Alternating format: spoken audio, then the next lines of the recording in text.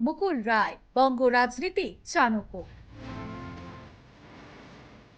যুব কংগ্রেস থেকে তৃণমূলের জন্ম, শিকড় থেকে শিখর, সব অঙ্কই ছিল তার মাথায়। মমতা বন্দ্যোপাধ্যায়ের উত্থানের নেপথ্যে সবচেয়ে নির্ভরযোগ্য স্ট্র্যাটেজিস্ট। সিঙ্গুর নন্দীগ্রাম থেকে দিল্লির মন্ত্রিসভা,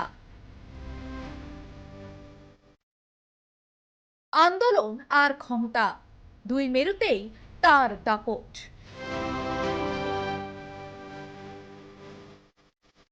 বুথ, ব্লক, জেলা, সংগঠন মানেই তার মাথার ভিতরে অঙ্কের খাতা। জীবনাবসান মুকুল রায়। দীর্ঘদিন ধরেই নানা অসুস্থতার সঙ্গে লড়ছিলেন তিনি। অবশেষে হার মানলেন জীবন যুদ্ধে। বঙ্গ রাজনীতির দীর্ঘ এক অধ্যায়ের নাম মুকুল রায়। উত্থান ছিল ধীর কিন্তু দৃঢ়, পতন ছিল নীরব, ধীরে ধীরে বিস্মৃতির দিকে। কলেজ জীবন থেকেই রাজনীতি আর টেস্ট ক্রিকেট, এই দুই ধ্রুপদী ভালোবাসা তাকে আলাদা করে চিনিয়েছিল।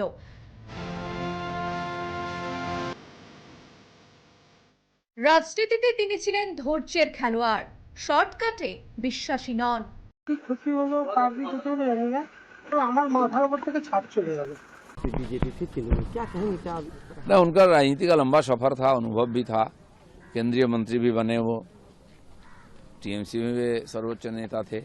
भाजपा में आए तो हम लोगों ने ससम्मान उसको स्वीकार किया, राष्ट्रीय उपाध्यक्ष भी बनाया गया था उनको। 19 का चुनाव से लेकर 21 का जिस समय पीक आवर्स में वो हमारे साथ थे, उनका अनुभव भी काम आया हमारा। 1954 সালের 17 এপ্রিল জন্ম। পড়াশোনা কলকাতা বিশ্ববিদ্যালয় ও মাদুরাই কামরাজ বিশ্ববিদ্যালয়। কিন্তু ডিগ্রির আগেই তিনি ঢুকে পড়েন রাজনীতির ময়দানে। যুব কংগ্রেসে থাকাকালীনই আলাপ মমতা বন্দ্যোপাধ্যায়ের সঙ্গে। দিদি ভাইয়ের সম্পর্ক, বিশ্বাস আর রাজনৈতিক বোঝাপড়া, এই তিনে ভর করেই তৈরি হয় ভবিষ্যতের শক্ত ভিত। কংগ্রেস ভেঙে তৃণমূল যখন জন্ম নিচ্ছে, তখন মুকুল ছিলেন সেই কারিগর যিনি ভিত থেকে দেওয়াল তুলছিলেন। সর্বভারতীয় তৃণমূল কংগ্রেসের সংগঠন মানেই মুকুল রায়ের ব্লুপ্রিন্ট। কোন বুথে কত ভোট, কোন জেলায় কোন নেতাকে বসাতে হবে, সবই তার মাথার মধ্যে ম্যাপ করা। সিঙ্গুর নন্দীগ্রাম আন্দোলনে তিনি শুধু মুখ নন, ছিলেন স্ট্র্যাটেজিস্ট। দিল্লিতে গিয়েও দলের কণ্ঠস্বর হয়ে ওঠেন।